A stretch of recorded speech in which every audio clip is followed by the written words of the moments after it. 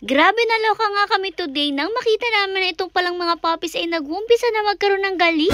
Habang kumakain nga si Mother, tingnan nyo nga itong si Tiger, nagpapakaklingi na naman. Pero ang totoo, nagmamatakaw po talaga siya kasi nanghihingi siya ng kalabasa sa kanyang mommy. Kaya nga pinatikim na rin siya ng mommy niya ng konti. Maya-maya pa naganda na nga si Mother nitong timbangan. Sinaksak na nga niya at nilagay na rin niya ng ayos yung tinginan. Nakakulong naman itong mga puppies kasi nga po, nasa labas ang pack members natin nga. Alam nyo naman, kailangan ikulong nga sila. Eto na rin nga yung chance para nga i-deworm ang ating mga puppies. Kaya naman binuksan na nga ni Mother itong cage para kuhanin na nga sila. Napalo pa nga ni Mother itong isa kasi nga gigigil siya, sobrang ingi naman kasi talaga kapag nasa cage. Siya na rin nga yung unang kinuha ni Mother at nagulat nga siya kasi nakita niya mukhang may galis na nga siya dito sa parting siko niya. Medyo makapal na nga kasi talaga itong siko niya, di nga niya alam kung galis ba to or sugat. Pero sabi nga niya mukhang galis nga daw kasi naman nakakalabas tong mga puppies na to. Bago nga natin actionan yan, dito nga muna tayo sa pag-deworm sa kanila. Tinimbang na nga muna ni Mother itong mga to at tumimbang nga siya ng 3.5 kilos. Naalala nyo ba lang last time na tinimbang natin siya, maliit na timbangan lang nga yung dala-dala natin para sa kanilang lahat. Tapos tumitimbang nga lang sila ng mga grams.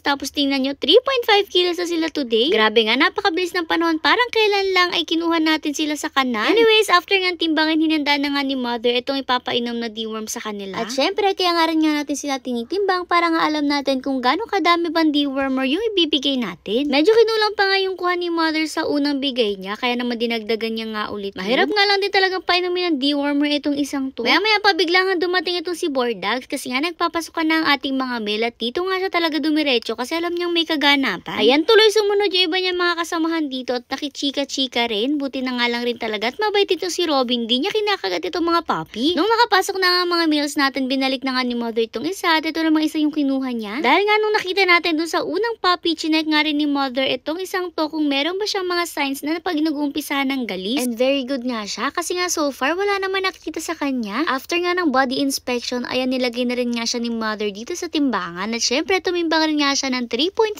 kilos. Pares nga lang yung timbang niya dun sa unang puppy. Very good yun. Mas maganda kasi talaga kapag merong hindi naiiwanan. Itong isang to mukhang gustong-gusto niya nga itong dewormer. Tuwang-tuwa nga siya, talagang sinubo niya agad pagkabigay ni Mother. Kaya nga ang bilis-bilis lang din niyang painumin. Ang last na nga natin, itong si Tiger. And once again, inspection nga muna ng katawan nang bigla nga dumating itong si Ate Athena. Very good din naman si Athena kasi nga hindi niya inaaway itong si Tiger. Inaamoy-amoy nga lang niya. At tingnan niyo nga talagang may pagbalik pa nga siya. Dito rin natimbang ng ayos itong si Tiger. Pagalis naman ni Athena nagsidati nga naman nga itong iba pa nating pack members. Nagkagulo pa tuloy. Pumupo pa nga sa timbangan itong si Tiger. Tas bigla pa rin nga dumagdag itong si Mishka. Kaya grabe na di na magkaintindihan yung timbangan sa sobrang bigat.